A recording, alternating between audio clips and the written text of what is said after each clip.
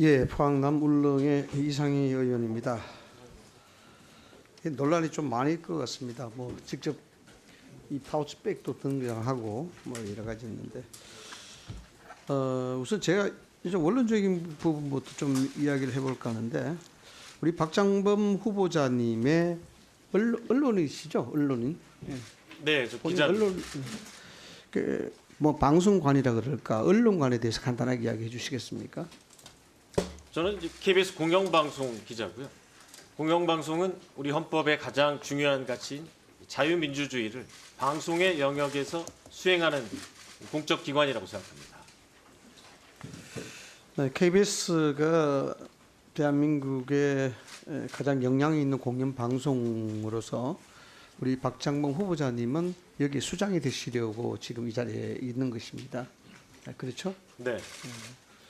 이 도덕적 문제가 그래서 굉장히 좀 중요하게 거론이 되고 그것을 검증해야 되는 부분인데 어떻습니까? 대한민국 사회에 KBS가 미치는 영향 혹시 뭐 생각해 보신 적 있으십니까? 공영방송이 갈수록 더 중요해지다고 생각합니다. 왜냐하면 많은 국민들이 공영방송을 시청하는 시간은 줄어들지라도 언론의 지형이 이 객관적이고 중립적인 뉴스를 꼭 필요로 하는 지형으로 바뀌고 있기 때문에 그럴 때일수록 공영방송의 역할은 더 강화된다고 생각합니다. 그렇죠.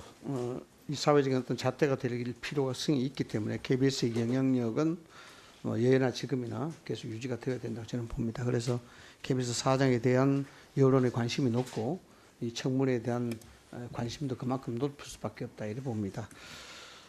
예상을 다 했습니다만 가장 큰 논란은 대통령 신년 기자회에서 파우치 발언 논란입니다. 조금 전에 우리 존경하는 조인철 의원께서도 이야기를 하셨습니다만은 이 문제는 뭐 청문회 끝나는 것까지 계속 뭐 오르내리지 않나 이렇게 생각이 됩니다.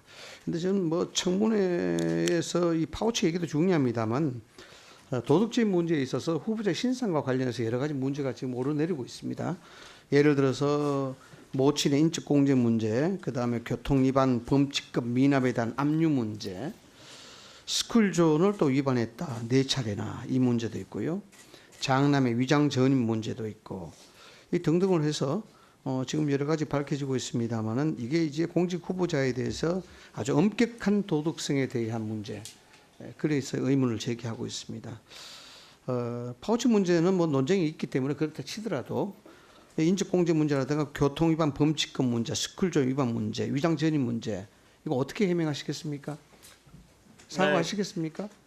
네, 이게 맞습니까? 네, 사실관계가 다 맞고요. 사실과 다 맞아요? 네, 네.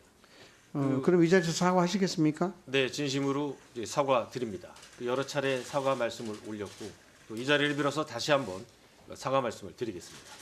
사과 좀 길게 하시지 너무 짧게 하시는 거 아닙니까? 아, 네. 그러면 그 경위를 설명하실 수 있는 시간을 허락하신다면 뭐그 되게 긴 그런 경위 설명은 점차적으로 우리가 청문회 하면서 이야기를 하고요. 네. 알겠습니다. 그 사과가 진심이길 기대를 합니다. 자, 파우치에 대해서 좀 질의를 해볼게요. 오늘 저는 뭐 실물도 처음 봤습니다. 예, 처음 봤는데 지금 야당도 그렇고 언론도 그렇고 일부 뭐 지적하는 분들이 파우치 때문에 그 발언을 했기 때문에 후보자가 KBS 사장 후보자로 임명된 것이다 이렇게 봅니다. 보도본부 내부적으로 보도와 관련된 뭐 지침 같은 게 있습니까? 없습니다. 그런 게 없습니까? 왜 그런 거 있지 않습니까? 저는 뭐 라디오를 진행해 봤던 경험이 있습니다만은 대체적으로 뭐 명품이라는 말을 사용할 때라든가 등등 이제 특정 소비를 진작시킨다든가 또는 이 중립성과 객관성이 좀 위반된다든가 이럴 때 쉽게 말씀을 드리자면 형용사나 부사 이런 것들을 사용을 좀 자제하는 그런 것들이 있죠. 네, 네. 특정 상품의 경우 그 공식적인 제조사가 붙인 상품명을 사용하는 것이 원칙입니다. 이 파우치에 대한 명품, 뭐 디올백이라고 이야기하는데 이 명품이라는 표현을 사용하게 되면은 어떤 얘기가 오해가 생길 수가 있습니까? 뭐 흔히들 명품이라는 표현을 많이 사용하시는데요.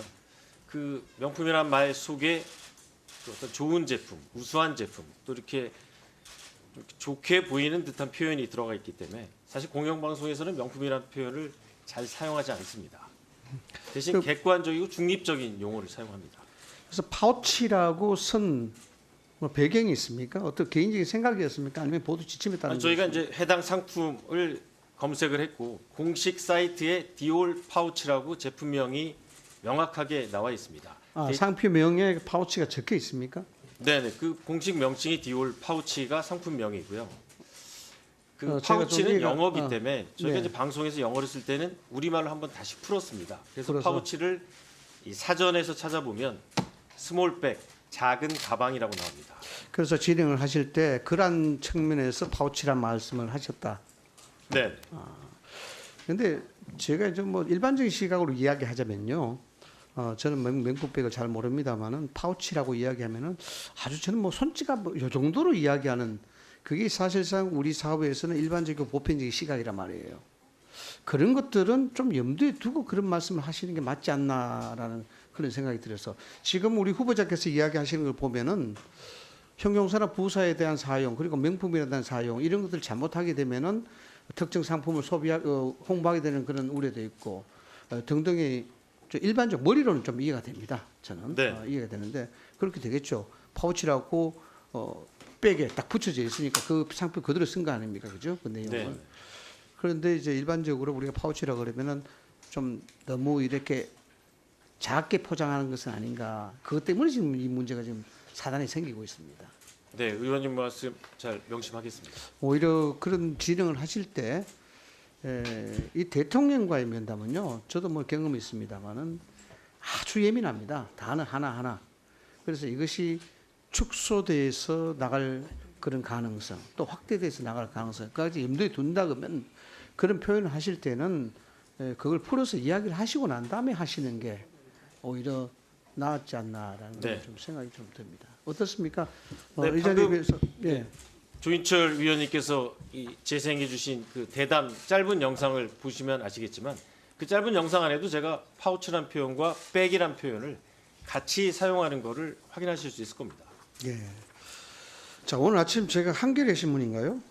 이 봤는데 2016년 말 최순실 국정농단 취재 부서의 사회 2부장 하셨습니까? 네, 맞습니다. 이 보도 보셨습니까? 단독 보도로 나왔던데 전문으로 읽지 못했고요. 제목만 봤습니다. 이 보도 내용을 축약을 한다면 사회 2부장 하시면서 최순실 국정농단 보도에 있어서 KBS는 신뢰도 공정성 훼손은 물론 자율성 위축했다. 이게 뭐냐 그러면은 보도를 막았다는 거예요. 보도도 막고 네, 여기에 보도 기사 내용도 좀 오도했다 이런 건데 맞습니까? 사실이 아닙니다. 사실이 아니다. 네, 그때 제가- 이게 지금 진미위 그러니까 진실과 미래를 위한 위원회죠. 네, 당시 문재인 정권 당시에 KBS에 설치됐던 위원회입니다. 그 당시 때도 사회 2부장이셨죠. 아닙니다. 그때는 아니고 네, 그렇다 그러면은 이 부분에 있어서 그 당시에 이 보도 최순실 등등과 관련해서 진실과 진미위죠. 그래서 이 징계를 받은 분들이 많죠. 한 15명 정도가 15명 정도. 이제 정직 6개월에서부터 감봉까지 다양한 징계를 받았습니다. 그것 때문에 그 양승동 사장님이신가요? 그분이 재수가 됐었죠. 네, 맞습니다. 판결이 어떻게 났습니까? 이 부당 노동 행위 이 가능성이 많다라고 판결이 나왔고요. 제가 왜 이 질문을 드리려면 하면요. 뭐 기사를 좀 읽어봤습니다만은 15명이 징계를 받았다고 하는데 우리 사회 2부장으로 최순실 등등 보도와 당시에 사회 2부장 하셨는데 우리 후보자님은 징계를 안 받으셨단 말이에요. 네, 저는 징계의 대상이 아니었습니다. 그러면 진실과 미래위원회하고는 아주 가까우셨다고 봐도 됩니까? 아니, 저도 조사 대상이었는데요. 저는 이 불법 기구이기 때문에 조사를 거부했고, 네, 물론 대법에서 이 절차상 문제가 있다, 불법적이라고 진미에 대한 판단을 내렸고 거기에 따라서 이제 평가가 다 내려졌습니다만은 그 당시에 사회 2부장이고 TF팀까지 구성했다 그러면은 진미의 행태를 보면은 당연히 징계를 내렸을 텐데 우리 후보자만 징계를 안 받았단 말이죠. 아니, 제가 만약에 불법적인 일을 했거나 정말로 공정방송을 훼손하는 행위를 했다면 저도 아마 징계 대상에 올라갔을 겁니다. 하지만 제가 강조한 거는 다른 어떤 뉴스와 똑같은 원칙입니다. 최소한의 사실 확인을 해야 되고 사실 확인이 안 되는 경우에는 취재원과 최대한 접촉하려고 노력해야 한다. 그 원칙을 지키려고 했던 겁니다. 예, 그 의원님들이 질의 시간 문제로 답변 기회를 잘 못 드릴 수 있습니다. 좀 아까 이상희 위원님 질의 과정에서 아들의 위장 전입 문제, 그리고 범칙금을 안 내서 수차례 재산을 압류당한 문제, 세 번째로는 불법적으로 부모 공제 받은 문제, 네 번째는 금남리에서 새벽 5시 40분에 스쿨존에서 과속 위반이죠? 위반 당한 문제. 이게 그냥 쭉 열거해 보면 이런 분이 어떻게 이 자리에 있나 싶은 내용이거든요. 네. 네, 그렇기 때문에 아까 설명하고 싶어 하셨잖아요. 이게 네 개의 큰 사안에 대해서 각각 30초씩 설명할 기회를 드리도록 하겠습니다. 네, 괜찮겠죠, 위원장님. 이상희 위원님? 네. 위원장님, 근데 네 번째는 제가 잘 못 들었습니다. 스쿨존에서 과속 위반 문제. 그건 세 번째로 말씀하신 것 같습니다. 세 번째 부모 공제인데요.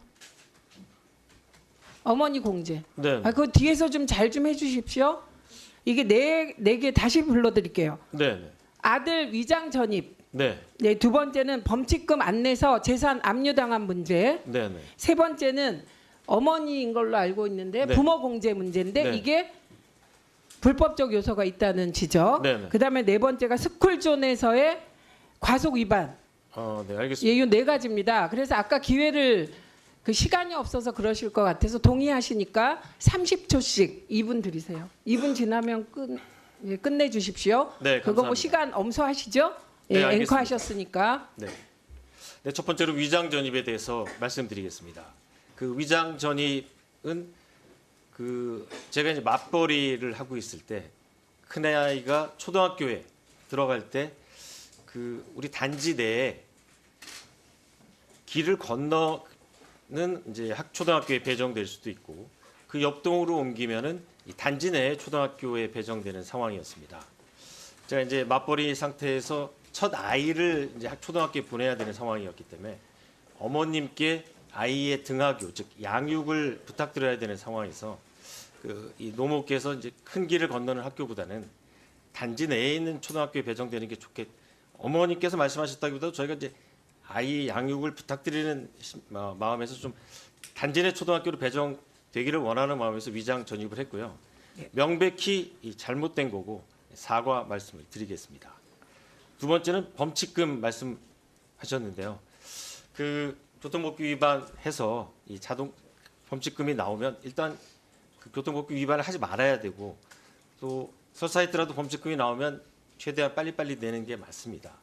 근데 제가 이제 이사를 가는 과정에서 5건은 그 범칙금 통지서를 좀 늦게 받은 측면이 있고 한 달 정도 지나서 이 범칙금을 냈습니다. 그 과정에서 제 차에 대한 압류가 5차례인가 있었습니다.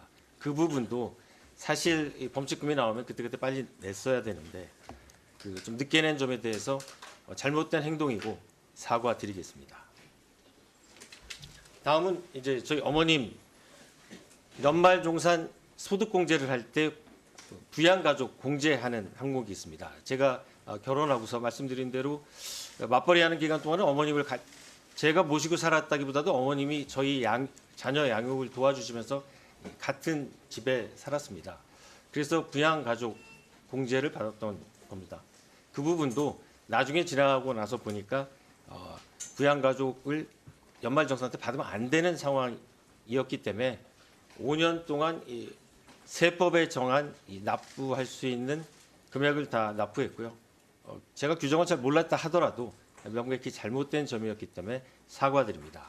스쿨존 과속 역시 스쿨존이건 어디건 과속을 해서는 안 되는데 과속한 점에 대해서도 역시 잘못됐다고 생각하고 앞으로도 조심하겠습니다. 예, 위원님들은 이 답변 제가 시간 드린 이유는 이거에 대해서 질문하시고 답변 드릴 기회가 없을 것 같아서 기회 들었으니까 저 답변을 고려하여 질문에 참고해 주시기 바랍니다. 여기서부터 잠깐 주목해 주시기 바랍니다. 제가 구독자분들을 위해서 깜짝 선물을 하나 준비했는데요. 제가 항상 여러분들께 뭐라고 말씀드렸나요? 뉴스만 평소에 잘 챙겨보셔도 돈이 된다. 돈을 벌 수 있다라고 말씀드렸는데요. 자, 여러분들 여기 보이는 각종 뉴스, 코로나 유행 사건, 러시아 우크라이나의 전쟁, 엔비디아의 실적, 트럼프와 김정은의 관계 등등과 같은 뉴스를 보게 되면 여러분들은 어떤 생각이 드세요? 그냥 뉴스만 보고 끝내는지 아니면 이 뉴스를 어떻게 이용할 수 있는지 이 부분을 고민하고 계시는지를 되물어보고 싶습니다. 자, 그 이유가 뭐냐 하면 제가 지난 1월 여러분들께 뭐라고 말씀드렸나요? 지금은 반도체 산업에 관심을 가져야 한다.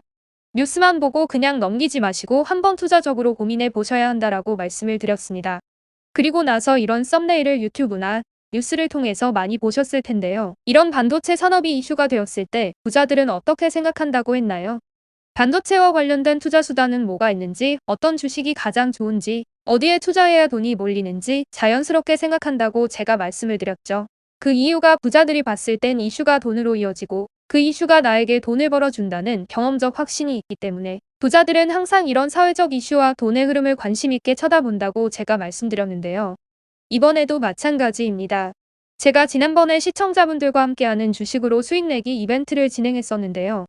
당연히 100% 무료로 진행되었고, 자 여기 보시면 아시겠지만 제가 지난번에도 저한테 구독이라는 문자를 보내주신 모든 시청자분들께 이렇게 반도체 관련주 중에 많은 종목이 아니라 가장 급등할 확률이 높은 딱 한 종목, 한미반도체 한 종목만을 추천드렸어요. 그러면서 여기 나와 있는 대로 정확히 얼마에 매수해야 하는지, 수익률이 얼마가 나왔을 때 팔아야 할지 정확히 말씀드렸는데 지금 실제로 어떻게 되었나요? 오른쪽을 보시면 아시겠지만 제가 1월에 문자로 한미반도체를 소개해드리고 나서 실제 3배 이상의 급등이 나왔죠. 그래서 당시에도 굉장히 많은 분들이 제가 드린 이 종목으로 수익을 크게 내실 수 있었는데요. 다시 한번 수익 축하드리고 이번에도 마찬가지입니다. 최근 우리나라뿐만 아니라 국제 정세가 매우 불안정합니다. 과열된 AI 이슈와 함께 채권 가격과 일본 엔캐리 트레이드 청산으로 휘청거리고 있는데요. 이제 하락장의 초입으로 다양한 징후들이 나타나고 있습니다. 이제 본격적으로 금리 인하와 함께 하락이 더 심해지면 일반 개인들은 결국 더욱더 시장을 외면하고 가장 싼 가격에 울며 겨장 먹기로 손절하기 마련일 텐데요. 사실 역사적으로 이런 시그널이 있을 때야말로 좋은 주식을 저점에서 매수할 수 있는 절호의 기회입니다. 즉 좋은 주식 시장 상황 영향에 따라 어쩔 수 없이 떨어질 때를 적극적으로 노려야 한다는 거죠. 자 그렇기 때문에 제가 이번에도 뭘 보내드린다고요? 지난번과 마찬가지로 구독이라는 문자를 보내주시면 제가 이번 하락장에서 보물, 추후 주가가 가장 크게 급등할 한 종목을 구독자분들에게 문자로 종목명과 사고 파는 시점을 모두 알려드릴 거예요. 그래서 여러분들이 주식으로 돈 버는 연습을 한번 해보시라. 이렇게 말씀을 드리고 혹시라도 나는 주식을 하지 않는다라고 하시는 분들은 주변에 주식하시는 분들께 추천해 주셔도 되고 연세가 있으신 분들은 자녀분들에게 한번 이걸로 수익을 내보라고 이렇게 조언해 줄 수도 있으시겠죠. 그래서 지금 이 영상을 보시는 시청자분들 중에 나도 이번 종목이 궁금하다 하시는 분들은 누구나 어느 시간대나 상관없이 부담없이 위쪽 상단에 제 번호 남겨두고 있습니다. 제 번호 010-4292-3138 개인 번호인데요. 지난번처럼 구독이라고 보내주시면 제가 이번에도 똑같이 무료 추천 급등주 문자를 보내드리겠습니다. 제 번호 010-4292-3138로 문자 보내주시면 여러분들이 직접 이슈를 통해서 돈 버는 연습을 해보실 수 있는 것이고 제가 돈을 받는 것도 투자를 대신해 드리는 것도 아니니까 부담없이 신청해 주시면 되는 겁니다. 그리고 수익이 나면 저는 다른 것은 바라지 않습니다. 제 채널에 구독, 좋아요 한 번씩만 눌러주시라 이렇게 다시 한번 말씀드리겠습니다. 긴 영상 시청해 주셔서 감사드립니다.